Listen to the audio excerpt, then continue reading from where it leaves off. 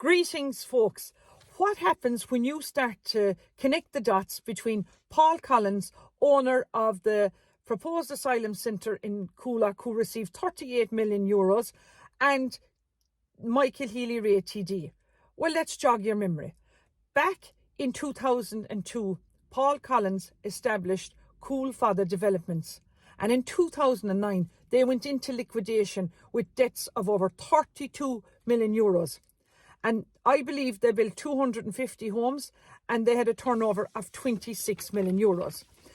Back in 2020, Michael Healy-Rae had shareholdings in a company, in a hotel, at the centre of the direct provisions controversy in Cahersiveen.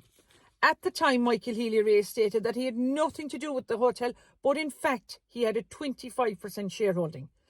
The Coolock Hotel was sold to Paul Collins, and Michael Healy-Rae said that he was unaware that the Coolock Hotel was sold. But the hotel was sold, and Michael Healy-Rae had, I believe, invested in this new company in 2019. But Michael Healy-Rae was adamant at the time that there was no direct provision centre that he was aware of. But at the time, I believe a complaint went into the clerk of the Dáil in relation to Michael Healy-Rae and the Coolock Hotel.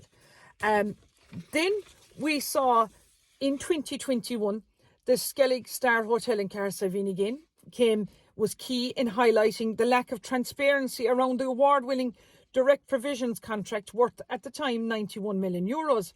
The hotel was closed for a period of time as it had been subdued to no more than a cursory in-person inspection before the contract was awarded. And the departments said that steps now were going to be ensured, that the procurement was going to be fully compliant in the future.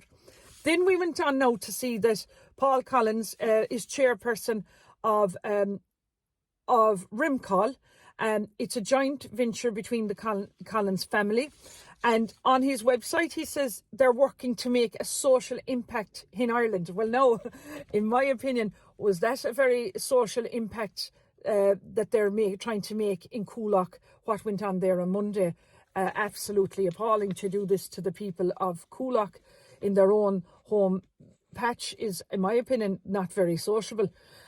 He also, Paul Collins, goes on to describe that in his website, Rimcall, that this is not an ordinary property investment and property advisory organisation. Sure, the dog on the street looking in now can see that this isn't an ordinary property investment. Who is investing in this company, Rimcall?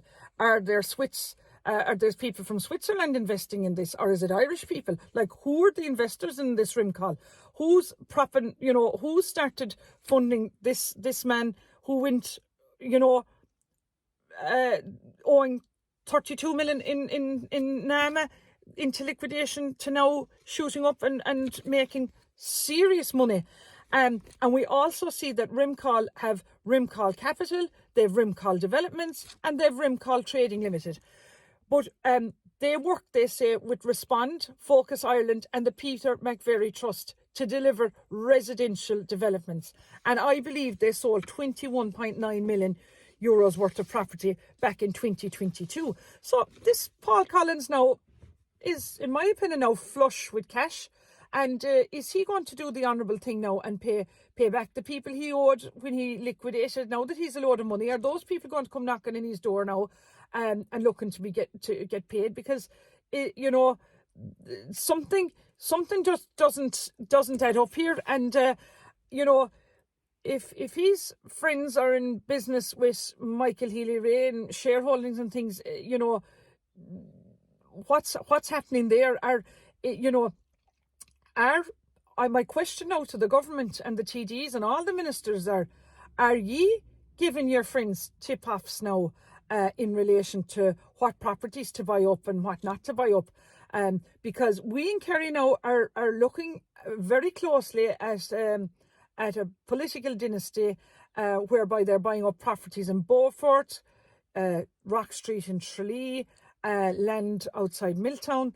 And people are keeping a very close eye now in our county at what's going on.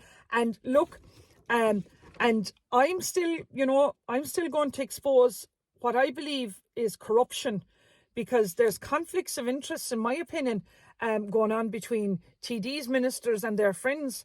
And there's, where is all this corruption going to end?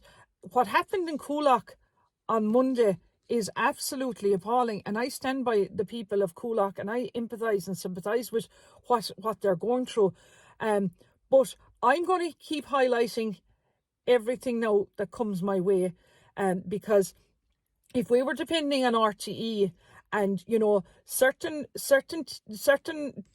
TD stood up on the Dáil there 2 weeks ago and said, given, in my opinion, a deadly dig at me, if a person will sit in a car and put a mobile phone like this God-forgiven stupid thing in front of them and go and say whatever they want, and they like.